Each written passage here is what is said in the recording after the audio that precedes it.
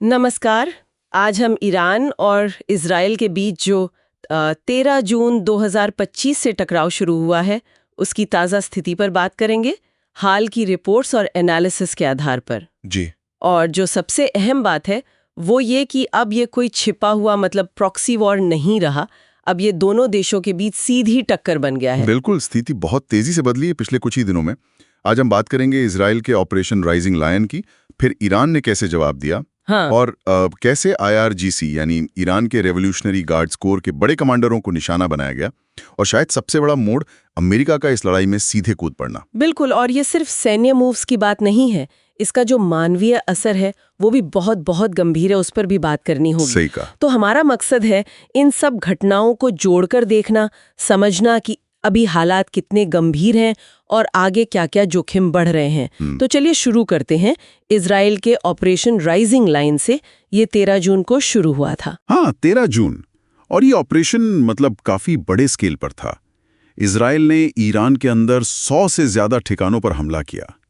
इनमें military base भी थे और परमाणु कार्यक्रम से जुड़ी जगहें भी। अच्छा। तेहरान, इस्फहान, नतांज, इन शहरों के पास हमले हुए, और साथ ही ईरान की एयर डिफेंस को कमजोर करने के लिए 70 से ज्यादा मिसाइल बैटरीज को भी तबाह किया गया। यानी इजराइल ने एक तरह से अपनी ताकत दिखाने और एक साफ संदेश देने की कोशिश की, पर ईरान भी कहाँ चुप बैठने वाला था, उसने भी तो जवाब दिया होगा तेजी से। बिल्कुल, ईरान ने भी करीब 300 मिसाइलें दागी इजराइल की तरफ। हालांकि देखिए, इजराइल का एयर डिफेंस सिस्टम, आयरन डोम वगैरह काफी मजबूत है। हाँ, वो तो है। फिर भी कुछ मिसाइलें उसे भेदने में कामयाब रही, और इसके नतीजे गंभीर थे। रिपोर्ट्स के मुताबिक 16 से 24 मौतें हुईं और 1200 से ज्यादा लोग घायल हुए। 1200 से ज्यादा घायल, ये तो बहुत बड़ा आंकड़ा है। जी, और बिरशेबा शहर का सोरोका अस्पताल वो सीधे निशाने पर आया। दर्जनों लोग घायल हुए वहां, और केमिकल लीक की भी खबरें थीं। हो, अस्पताल पर हमला ये दिखाता है कि हालात कितने बिगड़ चुके हैं, आम नागरिकों पर इसका कितना सीधा असर पड़ रहा है। बिल्कुल। इसके बाद 21 जून को एक और अहम घटना हुई जब इजराइल ने ईरान के अंदर घुसकर उसके सीनियर मिलिट्री कमांडरों को टारगेट किया। जी हाँ, ये एक बहुत ही टारगेटेड स्ट्राइक थी। IRGC की जो कुद्स फोर्स है, जो ईरान की बाहरी ऑपरेशंस देखती है, प्रॉक्सी गुटों को सपोर्ट करती है। हाँ, जैसे हमास, हिजबुल्लाह, हूथी। बिल्कुल, उसी कुद्स फोर्स के 2 बड़े कमांडर सईद इजादी और बहनाम शहरियारी मारे गए। तो इसका मकसद सिर्फ प्रॉक्सी नेटवर्क को कमजोर करना नहीं था, बल्कि ईरान के कमांड स्ट्रक्चर को सीधी चोट पहुंचाना था। और फिर आया 22 जून, वो दिन जब अमेरिका ने वो कदम उठाया जिसका डर कई लोगों को था। अमेरिका सीधे इस लड़ाई में शामिल हो गया। ये वाकई में एक चौंकाने वाला मोड़ था। हाँ, ये पहली बार हुआ कि अमेरिका ने सीधे ईरानी जमीन पर हमला किया। अमेरिकन फोर्सेस ने बंकर बस्टर मिसाइलें इस्तेमाल की, जो जमीन के नीचे बने ठिकानों को तबाह करती हैं। अच्छा, बंकर बस्टर। हाँ, और टॉमहॉक क्रूज मिसाइलें भी। निशाने पर थे ईरान के मुख्य परमाणु स्थल फोर्डो, नतांज और इस्फहान।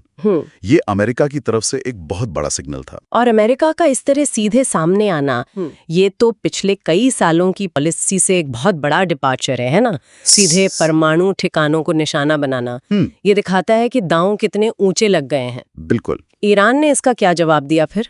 ईरान ने भी पलटवार किया, फिर से इजराइल पर मिसाइलें दागी। तो तनाव और बढ़ गया। लेकिन इन सब कार्रवाइयों की, जैसा आप कह रही थी, भारी मानवीय कीमत चुकानी पड़ रही है। हाँ। ईरान में हवाई हमलों से 430 से ज्यादा लोगों के मारे जाने की खबर है। हजारों घायल हैं। राजधानी तेहरान से ही डर के मारे करीब 1 लाख लोग शहर छोड़ के जा चुके हैं। 1 लाख लोग। और इजराइल में भी हालत गंभीर है। वहां भी 24-25 मौतें हुई हैं, 1200 से ज्यादा घायल, हजारों लोग विस्थापित हुए हैं। अस्पताल, इंफ्रास्ट्रक्चर, सबको नुकसान पहुंचा है। दोनों तरफ के आम लोग वो इस टकराव के बीच पिस रहे हैं। सही कहा। अक्सर इन सैन्य बढ़त या हार जीत की बातों में ये जो मानवीय त्रासदी है वो कहीं पीछे रह जाती है। तो अगर हम आज की स्थिति को समेटना चाहें, एक निचोड़ निकालना चाहें, तो क्या कहेंगे? कौन कहाँ खड़ा है फिलहाल? देखिए, तकनीकी तौर पर मिलिट्री लिहाज से इजराइल की हवाई ताकत बेहतर दिख रही है। उसने ईरानी मिसाइल बैटरीज को काफी नुकसान पहुंचाया है। लेकिन दूसरी तरफ ईरान का मिसाइल भंडार भले ही कम हुआ हो, पर उसका इरादा कमजोर नहीं पड़ा है। अमेरिकी हमलों के बावजूद ईरान लगातार कह रहा है कि वो अपना परमाणु संवर्धन मतलब न्यूक्लियर एनरिचमेंट जारी रखेगा, उसे रोकेगा नहीं।